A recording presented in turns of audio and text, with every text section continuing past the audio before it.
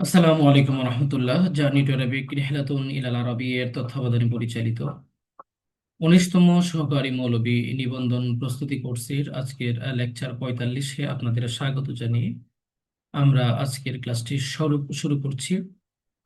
আজকের ক্লাসে আমরা ইউনিট 1 থেকে সূরাতুল আনফাল এর সংশ্লিষ্ট আলোচনা প্লাস সম্ভাব্য এমসিকিউ, ইউনিট 3 থেকে আমাদের হাদিস নং 638-41 প্লাস সম্ভাব্য এমসিকিউ কিতাবুস সালাত এর, আর ইউনিট 11 থেকে কিতাবুল্লাহ এর নবম পাঠ আমর নিয়ে আলোচনা করব ইনশাআল্লাহ।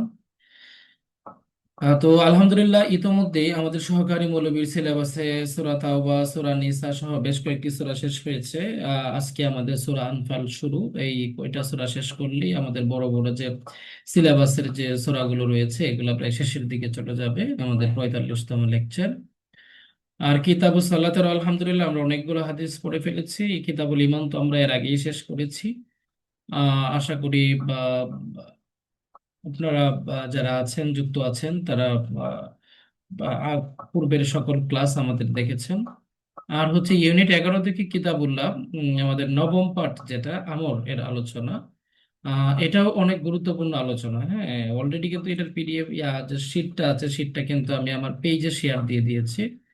এই আমরের শীটটা গুরুত্বপূর্ণ। এটা যদি আপনারা একটু পিছনে যান, আমাদের লাইভটা শেষ হওয়ার পরে তখন গেলেই দেখতে পারবেন। ঠিক আছে।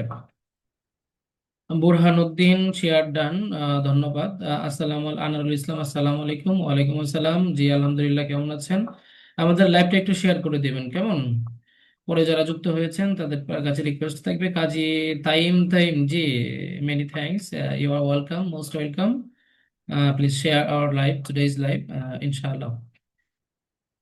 আচ্ছা, তো আমরা একটু মূল ক্লাস যে শুরু করেছি, যেহেতু প্রথমেই রয়েছে সূরাতুল আনফাল। উম, সর্বকালের সর্বশ্রেষ্ঠ আল কোরআন মানব জীবনের সার্বিক দিক নির্দেশনার আলোকবর্তিকা স্বরূপ। এতে রয়েছে 114টি সূরা, তার মধ্যে সূরা আল আনফাল অন্যতম।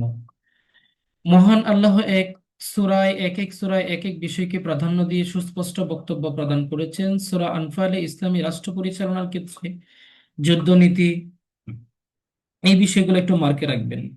এগুলা কিন্তু এমসিকিউ আসতে পারে যে সূরা আনফালের আলোচ্য বিষয় কি। ঠিক আছে। তখন নিচে দেখা যাচ্ছে অনেকগুলো অপশন দেওয়া থাকলো, ওই যে রোমান সংখ্যায় যে কোশ্চেন গুলো আসে এমসিকিউ, যুদ্ধনীতি, গনীমতের মাল বন্টন, সন্ধি চুক্তি, সবগুলো এরকম একটা অপশন থাকবে। তখন কিন্তু আপনাকে মার্ক করতে হবে। এই জন্য শীটে এই অংশটা মার্ক করে রাখবেন যে সূরা আনফালে ইসলামী রাষ্ট্র পরিচালনার ক্ষেত্রে যুদ্ধনীতি, গনীমতের মাল বন্টন, সন্ধি চুক্তি এবং বদর যুদ্ধের প্রেক্ষাপট, প্রকৃত মুমিনের গুণাবলী সম্পর্কে আলোচনা করা হয়েছে। এই প্রত্যেকটা বিষয় একটু মার্ক করবেন। জি, মার্ক করেছেন কিনা? মার্ক করেছেন কিনা? মার্ক করে নেন। শাহ আলম সোহেব ভাই, ওয়ালাইকুম আসসালাম। জি, রবিউল ইসলাম, 3 বছর মেয়াদী কামিল স্নাতক সম্মান ডিগ্রি এটা দ্বারা কি বোঝায়? আমরা এটা নিয়ে পরে আলোচনা করব কেমন। আমরা প্রশ্নোত্তরে আসবো ইনশাল্লাহ, প্রশ্নোত্তরে আসবো। আচ্ছা, এরপরে আমরা আলোচনায় আসি। আনফাল শব্দটি বহুবচন, এর এক বচন হচ্ছে নাফলুন, মানে হচ্ছে অতিরিক্ত পুরস্কার বা যুদ্ধলব্ধ সম্পদ, গনিমত, এগুলাকে নাফলুন বলা হচ্ছে, নাফালুন।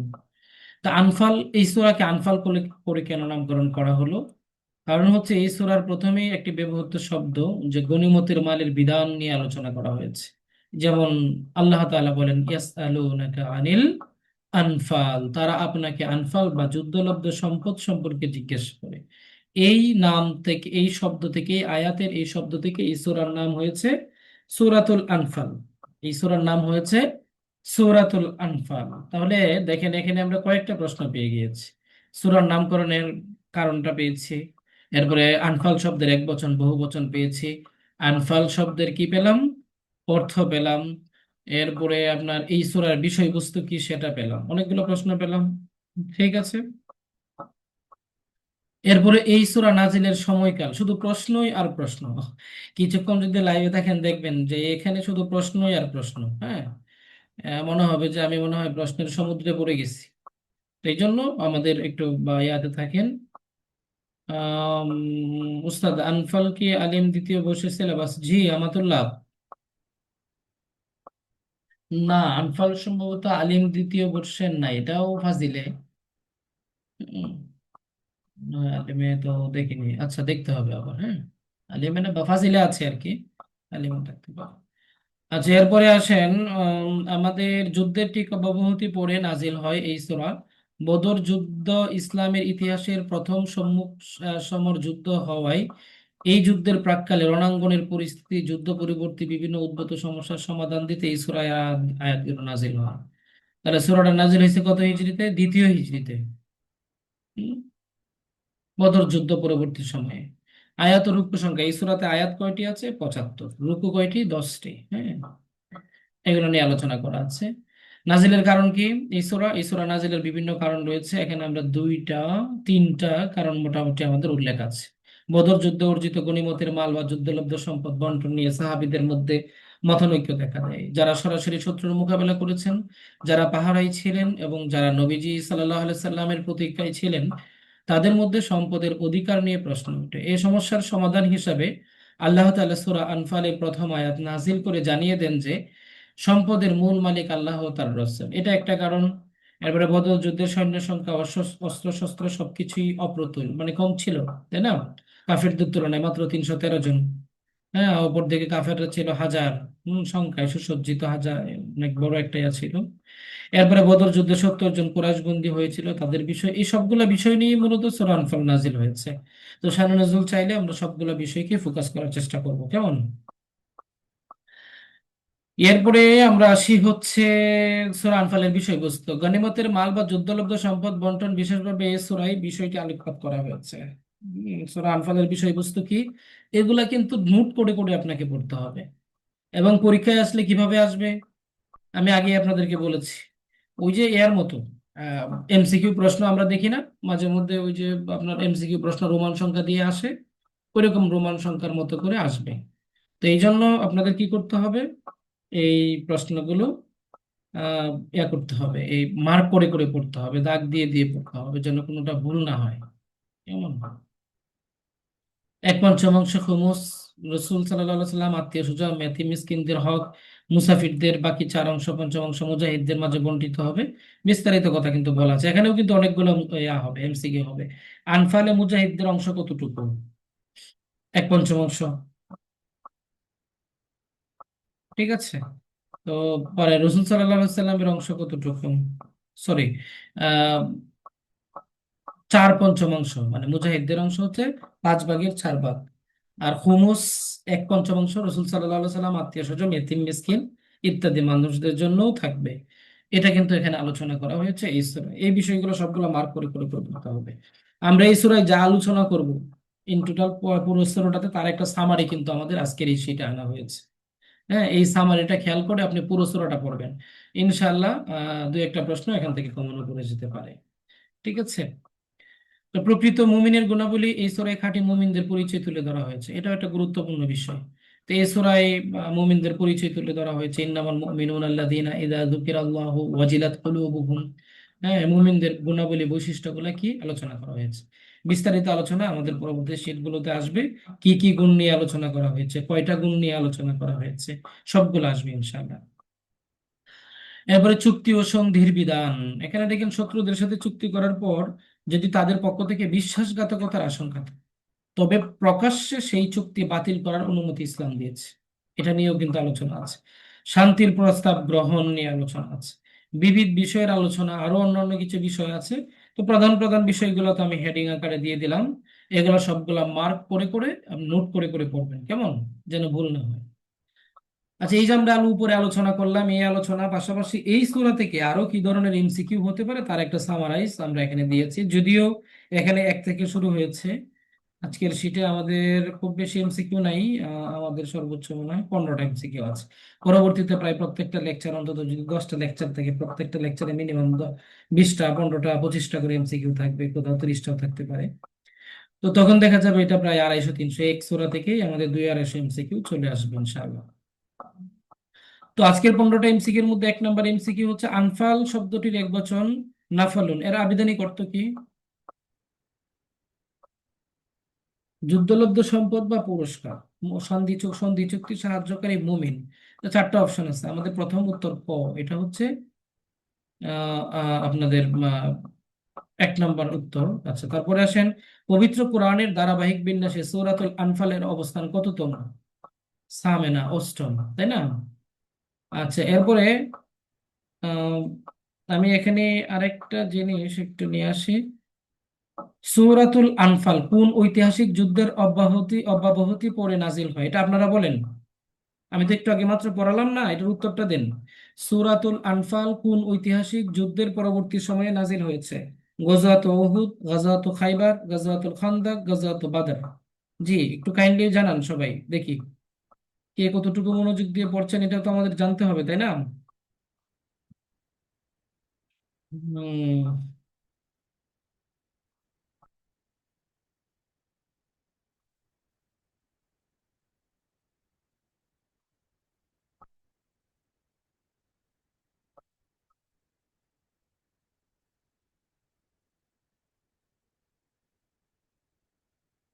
জি, সবাই উত্তর করবেন, সবাই উত্তর করবেন।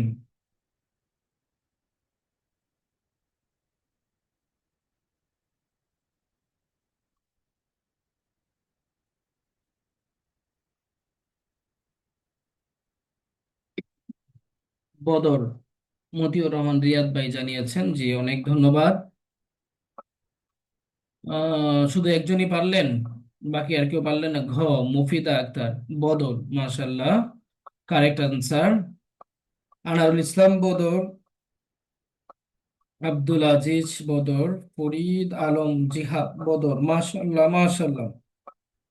সবাইকে অনেক, তরিকুল ইসলাম বদর যুদ্ধ, মাশাল্লাহ, তাজুল ইসলাম বদর যুদ্ধ, মাশাল্লাহ, অনেক ধন্যবাদ, অনেক ধন্যবাদ, আপনাদের অ্যান্সার সঠিক। হ্যাঁ, তারপরে আমরা তাহলে পরের প্রশ্নে চলে যাই। আহ আন্নি মুমিদ্দুকুম বিআলফিম মিনাল মালাইকাতি মুরদিফিন, এই আয়াতে আল্লাহ তাআলা বদর যুদ্ধে কতজন ফেরেশতা দিয়ে সাহায্য করেছিলেন? সাবউ মিআ, সালাসাতু আলাফ, 700, 3000, 1000, 5000? 1000। হুম, এটা বদরের মানে সূরা আনফালের সংশ্লিষ্ট বিষয়ক সংক্রান্ত আলোচনা, এগুলো আছে ভিতরে, তাফসীর আসবে পরবর্তী শীটগুলোতে। তো 41 নং আয়াতে গনিমত বা যুদ্ধলব্ধ সম্পদের খুমুস 1/5 কার জন্য নির্ধারিত? এটা আমরা মাত্রই পড়লাম, তাই না? রসুল সাল্লাহ সাল্লাম সহ তারপরে আত্মীয় স্বজন তাদের জন্য। এরপরে হচ্ছে ইন্নামাল মুমিনুনা আল্লাযীনা ইযা যুকিরাল্লাহু ওয়াজিলাত কুলুবুহুম, আয়াত অনুযায়ী আল্লাহ তাআলার নাম স্মরণ করা হলে প্রকৃত মুমিনদের, আল মুমিনুনা হাক্কা, অবস্থা কেমন হয়? হ্যাঁ, অন্তর কেঁপে ওঠে। এটা তো সরাসরি মানে আয়াতটা আমাদের যেহেতু আনসারটা দেওয়া আছে, আমরা এই আয়াতটা একটু যদি কেটে দেই, তখন এটা প্রশ্নটা কিন্তু আমাদের জন্য একুরেট হয়ে যাবে। এরপরে আসেন, শত্রুদের সাথে শান্তি চুক্তি চুক্তি থাকার পরও যদি তাদের পক্ষ থেকে খেয়ানত, আচ্ছা যাই হোক, এগুলো আরো অনেকগুলা প্রশ্ন আমাদের এখানে আছে। এই যে বদর যুদ্ধে কুরাইশ কাফির মুসলমানদের হাতে বন্দী সংখ্যা কতজন ছিল?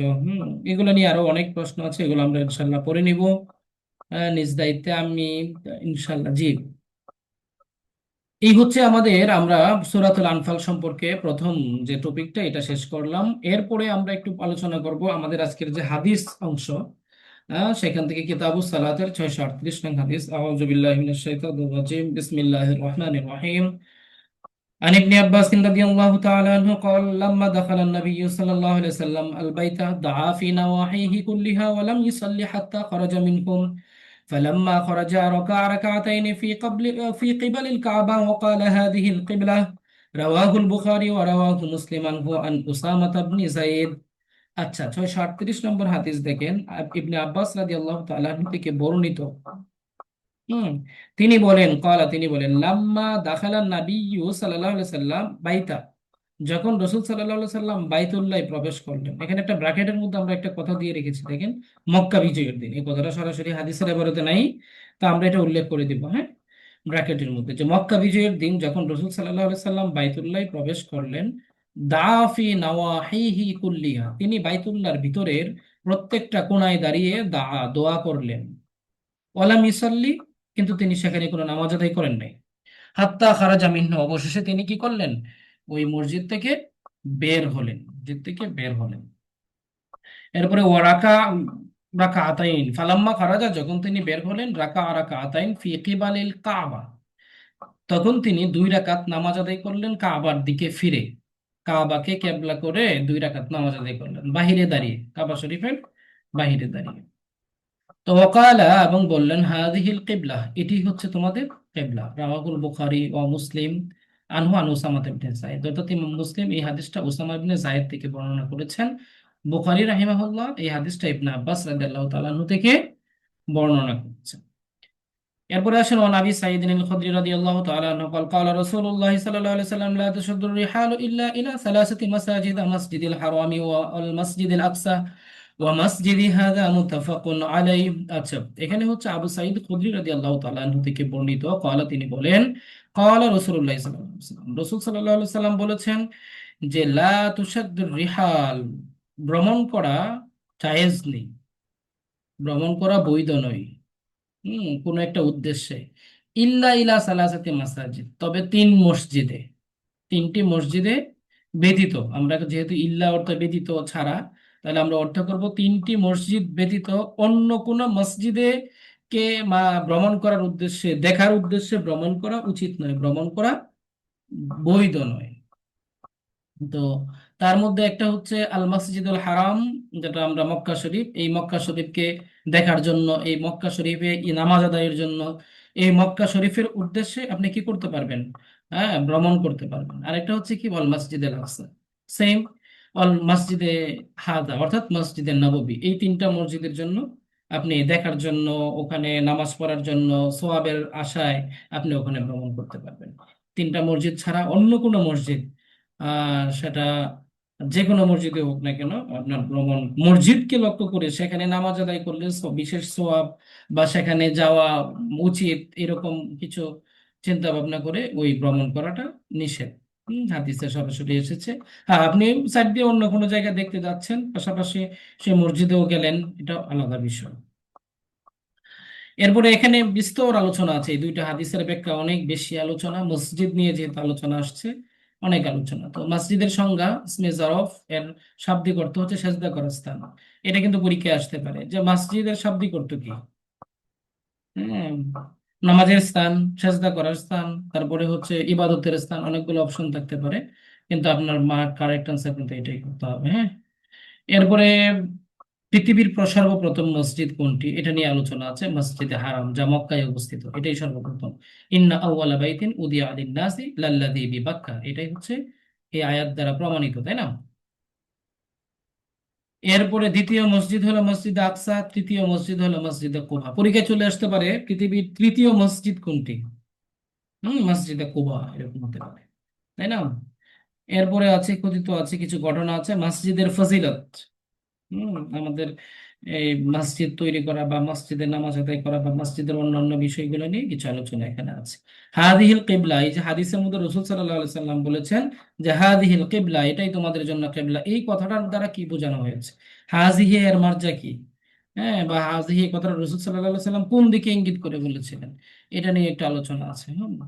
তো কাবা শরীফের ওই অংশের দিকে ইঙ্গিত করা হয়েছে যার মধ্যে দরজা আছে, দরজা রয়েছে।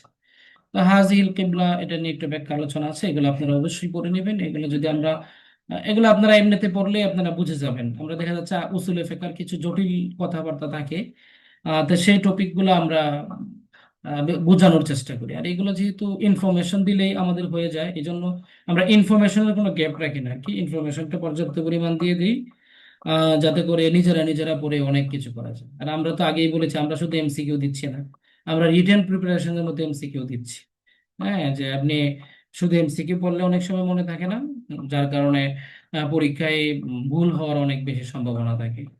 তো এই জন্য আমরা শুধু এমসিকিউ না দিয়ে আমরা রিটেন পার্ট দিই, যাতে করে আপনি বিস্তারিত বুঝে বুঝে পড়তে পারেন। এতে আপনার সহজ হয় পড়াটা, হ্যাঁ, মনে থাকে। আচ্ছা, এরপরে হাদিসে আলোচিত 3টি মসজিদের ফজিলত বর্ণনা করা হয়েছে। মসজিদ হারামের ফজিলত কি কি আছে, অনেকগুলো ফজিলত আছে, এগুলো সবগুলাই কয়েকবার রিভিশন দিবেন। এরপরে মসজিদুল আকসার অনেকগুলো ফজিলত বর্ণনা করা আছে, মসজিদে নববীর অনেকগুলো ফজিলত বর্ণনা করা আছে। এগুলো থেকে কিন্তু এমসিকিউ প্রশ্ন হবে, হ্যাঁ, এগুলো পড়বেন। মসজিদ নামাজ নির্ণয়ে ইমামদের মতভেদ। উপরোক্ত 3 মসজিদে নামাজ পড়ার ফজিলত কি ফরজ নামাজের সাথে সম্পৃক্ত না অন্য নামাজেও এই ফজিলত রয়েছে, এই বিষয়টা নিয়ে ইমামদের মধ্যে একটু মতভেদ আছে। আচ্ছা, এরপরে আমরা আরো একটু দেখবো মসজিদি হাজা দ্বারা কোন মসজিদ উদ্দেশ্য, এটা নিয়ে একটু আলোচনা আছে, আমরা একটু এটাও করে নিব। এরপরে হচ্ছে কবর জিয়ারতের উদ্দেশ্য, ভ্রমণের বিধান, ইমামদের মাঝে মতভেদ ইত্যাদি নিয়ে আলোচনা আছে। মাযহাবু আহলি সুন্নাতি ওয়াল জামাআহ, হ্যাঁ, কবর জিয়ারতের উদ্দেশ্যে ভ্রমণের বিধান, এটা নিয়ে কিন্তু আলোচনা আছে। এটার থেকে কিন্তু এমসিকিউ প্রশ্ন থাকার সমূহ সম্ভাবনা আছে। হ্যাঁ, কবর জিয়ারতের উদ্দেশ্যে যদি আপনি কোনো জায়গায় ভ্রমণ করেন, যেমন মাজারের কথাটা স্পষ্টভাবে বলতে গেলে, তো এটা জায়েজ হবে কিনা। হ্যাঁ, কতিপয় উলামার মধ্যে কবর জিয়ারতের উদ্দেশ্যে ভ্রমণ করা জায়েজ নয়, যেহেতু হাদিসে 3 মসজিদ ব্যতীত অন্যত্র সফর নিষেধ করা হয়েছে। আহলে সুন্নাত ওয়াল জামাতের মধ্যে কি আবার জায়েজ আছে। হ্যাঁ, আবার দেখা যাচ্ছে এই মতভেদগুলা আমরা একটু আমাদের যে একাডেমিক যে বইগুলো আছে আলিয়া মাদ্রাসার, ওগুলো অনুযায়ী পড়বো। আর নিজস্ব মতামত ফিট করার চেষ্টা করব না, কারণ আপনি এমসিকিউ প্রশ্ন যখন মার্ক করবেন, নিজস্ব ব্যক্তিগত মতামত যদি ভিন্ন হয়ে থাকে একাডেমিক বইয়ের থেকে, আর আপনি যদি ওটা মনে করে দিয়ে দেন, তাহলে কিন্তু মার্ক পাবেন না। কারণ প্রশ্নগুলো কোথায় থেকে হবে, একাডেমিক বই ফলো করে প্রশ্ন করা হবে। তো এই বিষয়টা আহ আজকের জন্য না শুধু, আজীবনের জন্য, সকল সাবজেক্টের জন্য, সকল পরীক্ষার জন্য এটা মনে রাখবেন, কেমন? আচ্ছা, এরপরে হচ্ছে লা তুসাদ্দুর রিহালু ইল্লা ইলা সালাসাতি মাসাজিদ, এই হাদিসটা কার থেকে বর্ণনা করা আছে? আবু সাইদ খুদরি রাদিয়াল্লাহু আনহু। আচ্ছা, এরপরে মক্কা বিজয়ের দিন কাবা শরীফে প্রবেশ করে সর্বপ্রথম কি করেছিলেন? প্রত্যেক কোণে কোণে রাসূল সাল্লাল্লাহু আলাইহি সাল্লাম দোয়া করেছিলেন, তাই না? এটাই তো আনসার, এটা আমরা মাত্রই বললাম। মসজিদের আবেদনই করতো কি, এই যে দেখেন এই প্রশ্নটা চলে আসছে, যে সেজদা সালাত কায়েমের স্থান, সেজদা করার স্থান, পবিত্র করার স্থান, একত্রিত হওয়ার স্থান, সেজদা করার স্থান, তাই না? জুইলাত লিল আরদু কুল্লিহা মসজিদান ওয়া তাহুরান, এই হাদিসের আলোকে উম্মতে মুহাম্মাদের জন্য কোনটি প্রযোজ্য, ভালো করে বুঝবেন।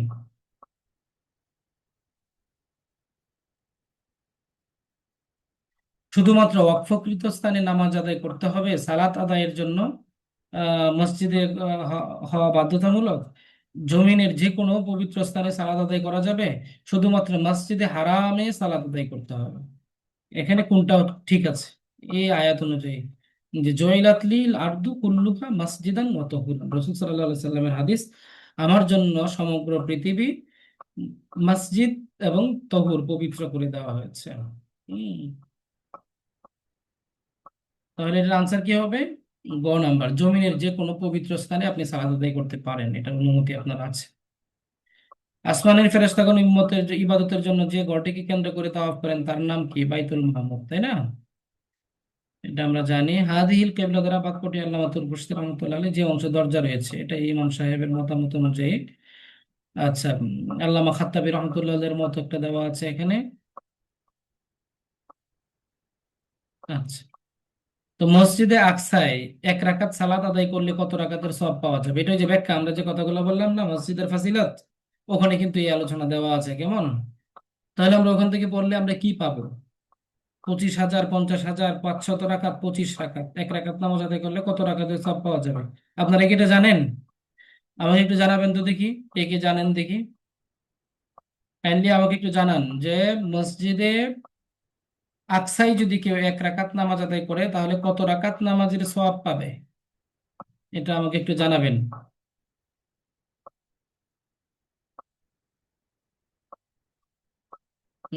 জি, সবার কাছে রিকোয়েস্ট থাকবে, আমাদের এই প্রশ্নটার একটু আনসার দিবেন, কেমন?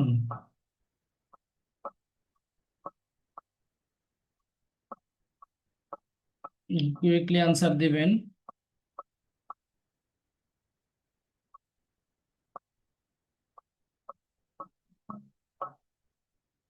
আমাদের ক্লাসে যারা উপস্থিত আছেন সবাই কিন্তু আমাদের আজকের লাইভটা এখন পর্যন্ত শেয়ার দেন নাই, সকলের প্রতি রিকোয়েস্ট থাকবে আমাদের লাইভটা একটু শেয়ার করে দিবেন।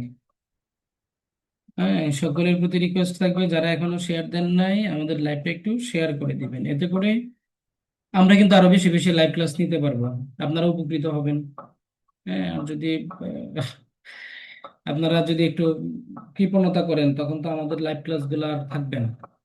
হম, তো সকলের প্রতি রিকোয়েস্ট থাকবে লাইভ ক্লাস গুলো একটু শেয়ার করে দিবেন।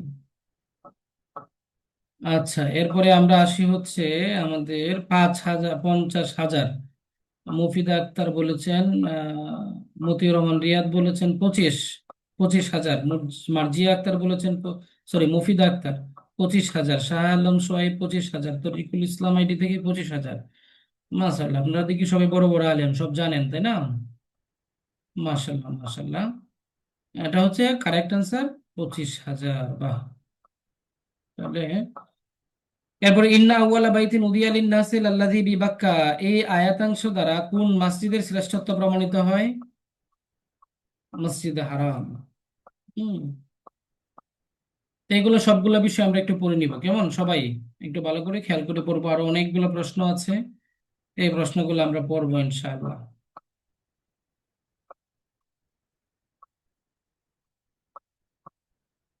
এরপরে আমরা আমর আজকে শুরু করব, উসুলে ফিকর। উসুলে ফিকর আমর আজকে শুরু করব। তো এখানে যে বিষয়টা আমি একটু বলবো, আপনাদের কারো কোনো প্রশ্ন থাকলে প্রশ্ন করতে পারেন, বা আগের জায়গায় কোনো কিছু যদি না বুঝে থাকেন সে প্রশ্ন করতে পারেন, জিজ্ঞেস করতে পারেন, কোনো টপিক বা কোনো পয়েন্ট যদি না বুঝে থাকেন। তো উসুলে ফিকহ ক্লাস আমরা ওই যে আমর অংশটা আজকে শুরু করব এখানে, এরপরে নাহি অংশ পড়াবো ইনশাআল্লাহ। তো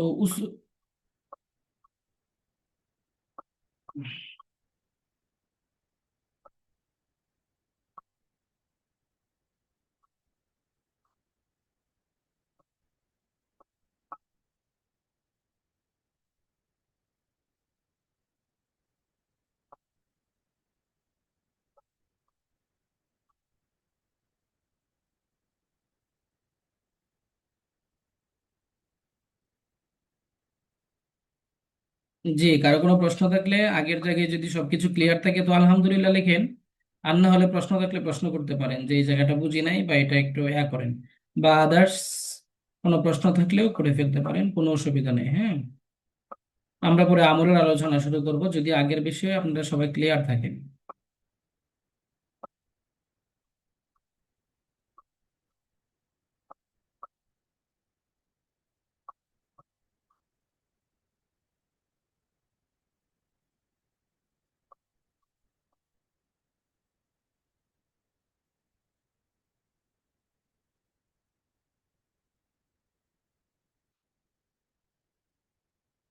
আচ্ছা, 500,000 রাকাত ফরিদ আলম জিহাদ, না ভাই, শেয়ার বাটন পাচ্ছি না।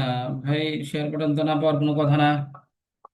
একটু ডান পাশে দেখেন, লাইভটাতে ক্লিক করে ডান পাশে দেখেন, তাহলেই পাবেন, আর না হলে পেজে ঢুকে ঢুকে দেখলেই পেয়ে যাবেন। আচ্ছা জি, ধন্যবাদ ধন্যবাদ। সাউন্ড একটু বেশি হলে ভালো হয়, সাউন্ড কম হয়ে গেছে সোহেব ভাই। তাহলে আমরা একটু, আমাদের ফ্যানের আওয়াজ আছে তো সাথে, এই জন্য একটু অনেক সময় কমে যায়। আলহামদুলিল্লাহ, জি সবাইকে ধন্যবাদ।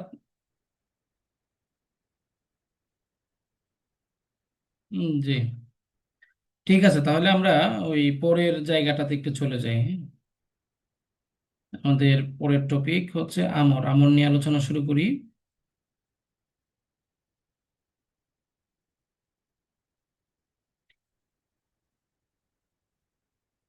জি, স্ক্রিন দেখা যাচ্ছে কিনা? স্ক্রিন আমরা তো শেয়ার করলাম।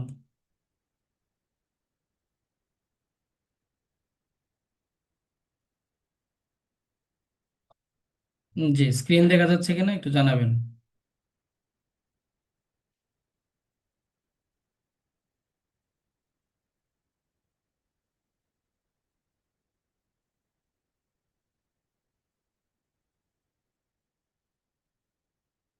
জি, দেখা যাচ্ছে মনে হচ্ছে। জি, তাহলে এখানে মূল বিষয় হচ্ছে আমর। আমর কাকে বলে? আবিধানিক করতে অন্য কাউকে ইফ আলিল আমর বলার নামই হচ্ছে আমর। আবিধানিক করতে উসুলে ফেকার মানে হাইসিয়তে বা উসুলে ফেকার দিক বিবেচনায় আমরা আমরের পরিচয় পড়ছি। হ্যাঁ, আপনি যদি অন্য কাউকে বলেন ইফ আল বা ইফ আলিল আমর, তুমি এই কাজটা করো, বা এটাকে আমর বলা হচ্ছে। পরিভাষায় কোনো কাজকে অপরিহার্য রূপে তলব করে দেওয়ার ক্ষমতা প্রয়োগকে আমর বলা হয়। অর্থাৎ আপনি যদি কারো কাছে কোনো একটা জিনিস অপরিহার্য রূপে তার কাছ থেকে চান, তখন এটাকে আপনার আমর বলে। অপরিহার্য রূপে যেমন কথা হচ্ছে, যেমন আপনি কাউকে বলছেন ইকরা, তুমি পড়ো। আপনি যখন এটা আদেশ করবেন তাকে, তাকে বাধ্যতামূলক এই পড়াটা করতেই হবে, পড়তে হবে। আম, এই পড়তে হবে, আপনি যে ইকরা বললেন এটাই হচ্ছে আমর হয়ে গেল, মানে আপনি তার কাছ থেকে পড়াটা চাচ্ছেন, পড়াটা তলব করছেন, এটাকে আমর বলা হচ্ছে। ঠিক আছে। আর আমর দ্বারা উদ্দেশ্য, তা এই সিগার সাথে নির্দিষ্ট। কতিপয় আলেম, উসুলে ফিকার কতিপয় আলেম বলেছেন যে আমর দ্বারা যা উদ্দেশ্য তা এই সিগাহর সাথেই নির্দিষ্ট। তবে আমাদের উসুলে ফেকার যিনি, বা উসুল শাসির যিনি লেখক, উনি বললেন যে তাদের এই কথাটা আসলে সঠিক না। কেন সঠিক না? তার কারণ হলো, তারা যদি বলে যে আমর এই সিগার সাথে নির্দিষ্ট, এই সিগার বাহিরে আর কোনো আমর হতে পারে না, তাহলে এটা অসম্ভব। কারণ আমরের হাকিকত এই সিগার সাথে খাস। কারণ আল্লাহ তাআলা অনাদিকালের প্রবক্তা, আল্লাহ পাক রব্বুল আলামিন তো আহ, অনাদিকাল থেকে আছেন, তাই না? উনি এমন একটা সময় থেকে আছেন যে সময়ের কোনো শুরু নাই, অনাদিকাল। মানে সময়ের সাথে ওনাকে বাইন্ডিং করার কোনো সুযোগ নাই। ঠিক আছে। তো আমরের সিগা কবে আসছে পৃথিবীতে? আমরের সিগা তো আরবি ব্যাকরণ তৈরি করার সময় আসছে, তাই না? অথবা আল্লাহ পাক রব্বুল আলামিন কোরআন নাজিল করে আরবি ভাষা যখন এটার একটা সময় আছে যে আমরের সিগাটা কবে আসছে। কিন্তু এর আগে কি আল্লাহ পাক রব্বুল আলামিন কাউকে আদেশ করতেন না? তখন কি তিনি আমরের সিগা দ্বারা করতেন? তখন তো তিনি অন্য কোনো ভাবে করতেন, বা আমরের সিগা ছাড়া এটার একটা অস্তিত্ব আমরের ছিল। তো যার কারণে আমরটাকে শুধুমাত্র এই সিগার সাথে বাইন্ডিং করে ফেলা, আমরকে এই সিগার সাথে নির্দিষ্ট করে ফেলা, এটা উচিত না। তো ওনাদের কথার একটা জবাব দিচ্ছেন উসুলুস শাসী গ্রন্থকার এই কথার মাধ্যমে। এরপরে আমর আদেশে, আদেশে তারপরে নাহি, নিষেধ, ইখবার সংবাদ, ইস্তেখবার বর্ণনা, গ্রহণ সবই আছে। আমরের মধ্যে হচ্ছে আপনার আদেশ করা, নিষেধ করা, সংবাদ দেওয়া, গ্রহণ করা সবকিছুই আমরের অন্তর্ভুক্ত। আর অনাদিকাল থেকে এই সিগার অস্তিত্ব থাকা অসম্ভব। ওই যে কথাটা বললাম, আমর কবে ছিল? কিছুদিন হয়েছে আসছে। সুতরাং বোঝা গেল উক্ত সিগা ছাড়া আমর এর হাকিকত বা অস্তিত্ব ছিল। তো কিছু আলেম যে বলেন যে আমরটা এই সিগার সাথে নির্দিষ্ট, এই তাদের এই কথাটা ঠিক না। এটা হচ্ছে ওনার এক নম্বর প্রমাণ। দুই নম্বর প্রমাণ উনি উল্লেখ করেন, তাদের এই বক্তব্যের অর্থ এও হওয়া অসম্ভব যে আমর দ্বারা আবশ্যকীয় উদ্দেশ্য এই সিগার সাথে খাস। যে আমর দ্বারা যদি আপনি কোনো কিছু আবশ্যকভাবে বাস্তবায়ন করতে চান, কথাটা এই সিগার সাথেই খাস। অর্থাৎ আমরের সিগা না হলে কাউকে কোনো কিছু আপনার বাধ্যতামূলক করা যাবে না আমরের সিগা ছাড়া, এই কথাটা তাদেরকে মানে করার কোনো সুযোগ নেই। বা কাউকে বাধ্যতামূলকভাবে কোনো কাজ করার নির্দেশনা দেওয়ার কোনো সুযোগ আমরের সিগা ছাড়া নাই। এই কথাটা যে তারা বলে এটাও ভুল। কারণ আমর দ্বারা উদ্দেশ্য হচ্ছে বান্দার উপর কাজকে অপরিহার্য করে দেওয়া। আমাদের কাছে এটি একটা পরীক্ষা, গ্রহণের পর্ব। অথচ এক সিগা ছাড়াও কাজের অপরিহার্যতা প্রমাণিত। আমরের এই সিগা ছাড়াও তো আরো অনেক কাজ আছে যেগুলো বাধ্যতামূলক আমাদের করতে হয়। কিন্তু আল্লাহ পাক রব্বুল আলামিন এই আমরের সিগা দিয়ে আমাদেরকে এগুলো বুঝান নাই, বরং অন্য কোনো মাধ্যমে বুঝিয়েছেন। তো কারো কাছে আল্লাহ তাআলার দাওয়াতের বাণী শোনা ব্যতীত তার উপর আল্লাহ সম্পর্কে বিশুদ্ধ জ্ঞান স্থাপন করা অপরিহার্য নয় কি? তো এই যে একটা কথা এখানে বলা হয়েছে, যে মানুষের কাছে যদি আল্লাহ পাক রব্বুল আলামিন এর দাওয়াত নবীগণ না নিয়ে আসতেন, বা কোনো কিতাবের মাধ্যমে তাদেরকে দেওয়া না হতো, তাহলে কি তাদের জন্য আল্লাহ পাক রব্বুল আলামিন সম্পর্কে বিশুদ্ধ জ্ঞান অর্জন করে বা বিশুদ্ধ জ্ঞান এনে আল্লাহর তাওহীদে একত্ববাদে বিশ্বাস করা জরুরি ছিল না, অপরিহার্য ছিল না? আপনারা কি মনে করেন ছিল কিনা এটা? বলেন তো দেখি। মনে করেন আপনার কাছে নবুয়তের কোনো দাওয়াত পৌঁছে নাই, নবীদের কোনো দাওয়াত পৌঁছে নাই, কিতাবের কোনো দাওয়াত আসে নাই, আসমানি কোনো দাওয়াত। তারপরেও আপনার জন্য এটা অপরিহার্য কিনা যে আপনি আল্লাহ তাআলার পরিচয় জানবেন এবং তার উপর ঈমান আনবেন? এটা অপরিহার্য কিনা? বলেন তো দেখি। উত্তর দেন সবাই একটু। এমডি সিদ্দিকুর রহমান, আসসালামু আলাইকুম। লাইব্রেরি গ্রন্থাগার ডিপ্লোমা করলে কেমন হয় যদি কাইন্ডলি পরামর্শ দিতেন? করতে পারেন। লাইব্রেরিতে অনেক পোস্ট ফাঁকা আছে এখন পর্যন্ত। পরে আগামী ভবিষ্যতে থাকবে কিনা এটা তো আর আমরা বলতে পারছি না। তবে এখন পর্যন্ত অনেক পোস্ট ফাঁকা আছে, খুব ইজিলি চাকরি করতে পারেন। তো শাহ আলম সাহেব ভাই বলেন জি। আচ্ছা, ওই মতিউর রহমান রিয়াদ, জি, মানে ইমান আনতে হবে। তো ইমান আনতে হবে। জি, ধন্যবাদ। তাহলে আমরের সিগা ছাড়া মানে আল্লাহ পাক রাব্বুল আলামিনের দাওয়াতের বাণী যদি কারো কাছে না পৌঁছে, আলামিন ফরিদি বলছেন অপরিহার্য। আনারুল ইসলাম বলেন জি হ্যাঁ, জেনে ইমান আনা জরুরি ছিল। মুফিদা মার্জিয়া আক্তার বললেন জি, জানা অপরিহার্য। সকলেই আনসার সঠিক। এখন আমার কথা হলো যে এই যে আমরা যে কথাটা বললাম যে আমরের সিগা ছাড়া মানে দাওয়াত ছাড়াও কারো ও, আল্লাহ পাক রাব্বুল আলামিনের উপর তার পরিচয় জেনে ঈমান আনাটা জরুরি। এটা তো দাওয়াত না হলে তো তারকে কোনো আদেশই করা হলো না, আমরের সিগা ব্যবহার করা হলো না। তারপরেও তার জন্য এটা জরুরি। এই যে অপরিহার্য কাজটা হলো, এটা কিসের মাধ্যমে হলো? এটা তো আমরের সিগার মাধ্যমে হয় নাই, তাই না? তার মানে কোনো কাজ ফরজ হওয়া বা কোনো কাজ বাধ্যতামূলক কারো উপর করে দেওয়া, এটা শুধুমাত্র আমরের সিগার সাথে নির্দিষ্ট, এই কথাটা সঠিক না। এটা বোঝানো হয়েছে। ইমাম আবু হানিফা রহমতুল্লাহ আলাইহি বলেছেন, ধরে নেওয়া যাক যদি আল্লাহ তাআলা কোনো রাসূল প্রেরণ নাও করতেন, তবুও জ্ঞানীদের উপর নিজ নিজ জ্ঞানের মাধ্যমে আল্লাহর অস্তিত্ব সম্পর্কে জ্ঞান লাভ করা ওয়াজিব ছিল, ওয়াজিবগত। বুঝতে পারছেন? আচ্ছা, এরপরে সুতরাং বাদুল আইম্মা এর উক্তি একতার উপর প্রযোজ্য হবে যে শরীয়তের যে উজুব বা কর্তব্য বা বান্দার উপর সাব্যস্ত হয়, শরীয়তের যে সকল উজুব কর্তব্য বান্দার উপর সাব্যস্ত হয় তা আমরের সিগা ইফআল শব্দের সাথে খাস বা নির্দিষ্ট। এমনকি নবী করিম সাল্লাল্লাহু আলাইহি সাল্লাম এর ফেল তথা কৌল এবং ইফ আলু এর পর্যায়ের হবে না, এবং শুধুমাত্র ফেলুর রসুল এর কারণে ফরজ সাব্যস্ত হওয়ার বিশ্বাস স্থাপন করা অপরিহার্য নয়। অর্থাৎ ফেলুর রসুল গুলোও অপরিহার্য না, তারা এটাকে বলেন আর কি।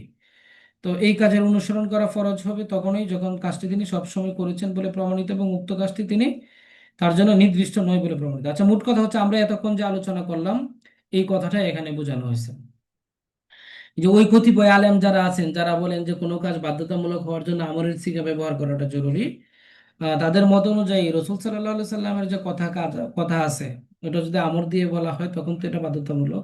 কিন্তু তিনি যদি আপনার ইয়া করেন, এই কি বলেন, ফেইলের মাধ্যমে কোনো কাজ সর্বদাই করে মানে ইয়া বোঝাইতে চান, আমর বা বাধ্যতামূলক বোঝাইতে চান, তখন এটা বাধ্যতামূলক হবে না, কারণ তাদের ক্ষেত্রে ফেইলের মধ্যে তো আমরের সিগা নাই। আমলের শিকার রসুল সাল্লাহ সাল্লাম যদি ফেল হওয়ার সাথে সাথে বলে দিতেন তখন এটা বাধ্যতামূলক হতো। অথচ আমরা সর্বসম্মতিক্রমে সবাই জানি যে একজন সরি, রসুল সাল্লাহ সাল্লাম যদি কোনো কাজ সর্বদাই করে থাকেন, তার এই ফেলটাও উম্মতের জন্য আবশ্যক, বাধ্যতামূলক করতে হয়, তাই না? তো এই জন্য আহ, উনি আমরের সিগা সম্পর্কে তো আমাদের একটা ধারণা দিলেন উসুল শাসিক গ্রন্থকার।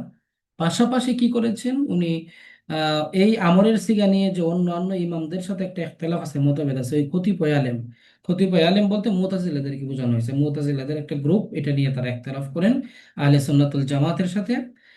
এই বিষয়টা এখানে নিয়ে আলোচনা করা হয়েছে, তাদের মতামত, তাদের উত্তর, এগুলো এখানে তিনি ক্লিয়ার করে দিলেন। উসুল ফিকহের মধ্যে এগুলাই হয়ে থাকে। তো আমরের আরো অনেক আলোচনা আছে সামনে, প্রায় আমাদের বেশ কয়েকটা লেকচার, 6টা 7টা লেকচার সম্ভবত আমর থেকে হয়ে যাবে। তো 6টা লেকচার সম্ভবত। তো এই জন্য এটা হচ্ছে আমাদের আজকের প্রাথমিক আলোচনা আমরের। হ্যাঁ, আরো আলোচনা আসবে। তো ইনশাল্লাহ সেই ক্লাসগুলো আমরা দেখব, বিস্তারিত আলোচনা করব। তো উসুলে ফিকহ থেকে আমরা এই পর্যন্ত, মানে যে শেষ ইউনিট যেটা আমাদের 11 নম্বর ইউনিট উসুলে ফিকহ, তো সেখান থেকে আমরা এখন পর্যন্ত এমসিকিউ আজকের সহ এমসিকিউ আসছে 335টা এমসিকিউ আমাদের আসছে। তার মধ্যে আজকের এমসিকিউ 321 নম্বর থেকে শুরু। তো দেখেন, মানে আবিধানিক অর্থে আমর বলতে কি বোঝায়? ইখবার সংবাদ দেওয়া, কাউকে ইফআল করো বলা, ইস্তেকবার বা বর্ণনা করা, কোনো কিছু নিষেধ করা। তাহলে উত্তর হচ্ছে ক, কাউকে ইফআল করো এটা বলা, এটাই হচ্ছে আমর। আচ্ছা, শরীয়তের পরিভাষায় আমরের সংজ্ঞা কি? কোনো ঐচ্ছিক কাজে নির্দেশ দেওয়া, কাজ থেকে বিরত থাকার ক্ষমতা প্রয়োগ, কোনো কাজকে অপরিহার্যভাবে তলব করে ক্ষমতা দেওয়ার ক্ষমতা প্রয়োগ। এটাই আনসার, তাই না? যেহেতু এটাই আমরা মাত্র পড়লাম, আল্লাহ তাআলা অনাদিকালের প্রবক্তা হওয়ায় তার কথায় আমর, আদেশ, নাহি, নিষেধ এর পাশাপাশি আর কি কি বিদ্যমান? ইখবার, বা সংবাদ গ্রহণ, বর্ণনা করা। এরপরে হচ্ছে উজুব, আবশ্যকতা, কারাহাত, অপছন্দনীয়তা, কিয়াস, তারপরে ইজমা, এগুলা হাকিকা, আল মাজাজ, এগুলা। ক নাম্বার হচ্ছে আনসার, হ্যাঁ। ইখবার, সংবাদ, ইস্তেকবার, বর্ণনা গ্রহণ, এগুলোও আল্লাহ পাক রব্বুল আলামিন এর কথার মধ্যে বিদ্যমান। এটা আমরা এবারতে পড়ে আসছি সরাসরি। আচ্ছা, এরপরে কতিপয় আলেমের মধ্যে আমর এর হাকিকত বা বাস্তবতা নির্দিষ্ট সিগারের সাথে খাস হওয়া কেন অসম্ভব। ওনারা যে বলেন এটা খাস হওয়া করা যায়, আর এটা কেন অসম্ভব, কারণ এর অনেকগুলো মাজাজ রূপক অর্থ রয়েছে। কারণ আল্লাহ অনাদিকালের প্রবক্তা এবং অনাদিকালে এই নির্দিষ্ট সিগার কোনো অস্তিত্ব থাকা অসম্ভব। এবং আহ, কারণ রসুল সাল্লাহ সাল্লাম এই সিগা ছাড়াও আদেশ দিয়েছেন। আমর এর সিগা যুগে যুগে পরিবর্তিত হয়েছে। বলেন তো এখানে আনসার কোনটা হবে? দেখি আপনারা কি বলতে পারেন, কি বুঝলেন?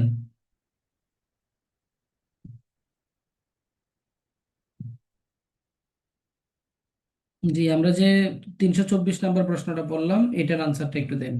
324।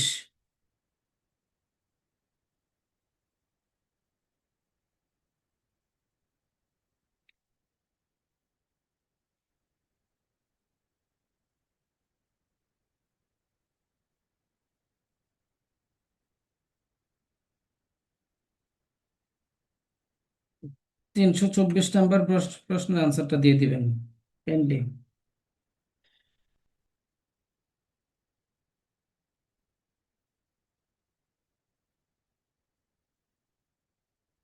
খ নাম্বার আনসার, কারণ আল্লাহ অনধিকালের প্রবক্তা। এটা হচ্ছে মতিউর রহমান রিয়াদ বললেন হচ্ছে খ নাম্বার, তো রবিউল ইসলাম বললেন বি, খ। জি, ঠিক আছে। জি, শাহ আলম সোহেব খ। আরো অনেকে আনসার দিচ্ছেন, জি ধন্যবাদ সবাইকে। আপনাদের আনসার ঠিক আছে, যে আল্লাহ পাক রব্বুল আলামিন যেহেতু অনাদিকালের প্রবক্তা, এটা আর এর সেখানে আমরের কোনো অস্তিত্ব ছিল না, এই জন্য এটাই কারেক্ট আনসার। আচ্ছা, তো আমর দ্বারা বান্দার উপর কোনো কাজকে অপরিহার্য করে দেওয়ার মূল উদ্দেশ্য কি? আম, উসুলে ফিকহ এর নিয়ম অনুযায়ী মুতলাকুল আমর শর্তহীন আদেশ সাধারণত কিসের প্রমাণ বহন করে? আচ্ছা, এগুলা হচ্ছে সবগুলোর উত্তর এখানে দেওয়া আছে। মোটামুটি আজকের এই শীটটা আমরা পিকচার আকারে আমাদের পেজে শেয়ার করে দিয়েছি, উত্তর সহ দেওয়া আছে। আপনারা একটু এই উসুলে ফিকহ শীটটা দেওয়া আছে, এটা একটু দেখলেই বুঝবেন। আলহামদুলিল্লাহ, হ্যাঁ। ফেলুর রসুল এর কাজ, এর কারণে কোনো কাজের ব্যাপারে কি সাব্যস্ত হওয়ার বিষয় স্থাপন করা অপরিহার্য নয়, ফরজ। আচ্ছা, জি, মোটামুটি। আরেকটা প্রশ্ন এখানে আছে, উসুলে ফিকা এ সিগাতুল আমর আদেশের সিগা সাধারণত কয়টি রূপে বিভক্ত হয়ে থাকে? একটি, দুইটি, তিনটি, চারটি? কয়টি হবে? চারটি, তাই না? আনসার, চারটি বলতে কি, ফেলে আমর, মুদারে, ইসমু ফেলে আমর, আল মাকরুন বিল আমিল আমর, আল মাজদারুন নায়েব আন ফেলে আমর। ঠিক আছে, এই চারটা সিগাই মূলত আমরের সিগা হিসাবে ব্যবহার হয়। এগুলো নিয়ে আলোচনা সামনে রিটেন অংশে আসবে। ঠিক আছে। আচ্ছা, যাই হোক, আজকের ইয়া থেকে, শীট থেকে বা আজকের ক্লাস থেকে কারো কোনো প্রশ্ন আছে কিনা আমাকে জানাতে পারেন। আর যদি অন্য কোনো প্রশ্ন থাকে অবশ্যই করতে পারেন। আমরা আজকের এই ক্লাসটা শেষ করে দিব, আমরা খুব বেশি লেংথি করব না। জি, একটু আমাকে জানাতে পারেন আজকের এই শীট থেকে আপনাদের কারো কোনো প্রশ্ন আছে কিনা, বা ক্লাস থেকে বা আদার্স কোনো প্রশ্ন আছে কিনা। বা আমর যে আমরা পড়লাম, আমর থেকে কোনো প্রশ্ন আছে কিনা।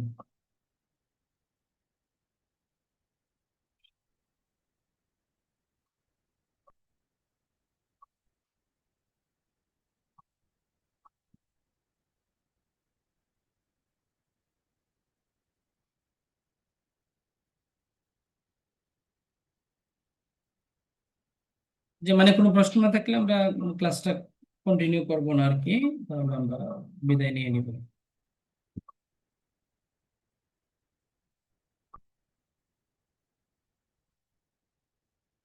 শাপলা আক্তার নেই, মতিউর রহমান রিয়াদ না, ইমরান মাঝহারি ওকে নাই। আচ্ছা, ঠিক আছে, মাশাল্লাহ মাশাল্লাহ সবাইকে ধন্যবাদ।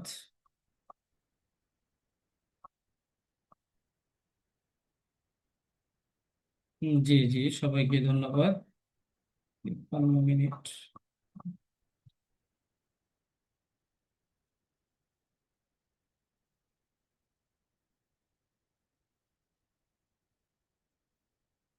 আচ্ছা ঠিক আছে, তাহলে আপনাদের সবাইকে ধন্যবাদ। আলহামদুলিল্লাহ, খুব চমৎকার ক্লাস হয়েছে। মতিউর রহমান রিয়াজ জি ভাই, আপনাকেও ধন্যবাদ।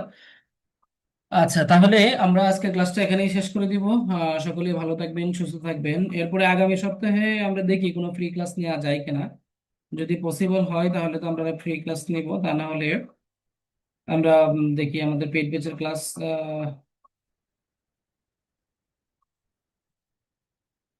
মার্জি একটা ক্লাসে বুঝতে পারলাম আমার সম্পর্কে, জি ধন্যবাদ।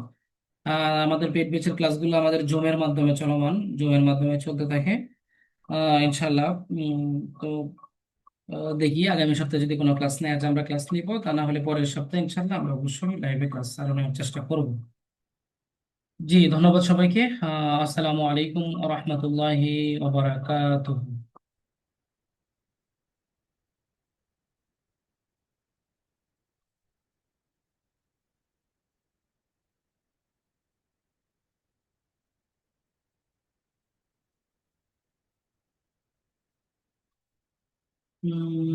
আসসালামু আলাইকুম।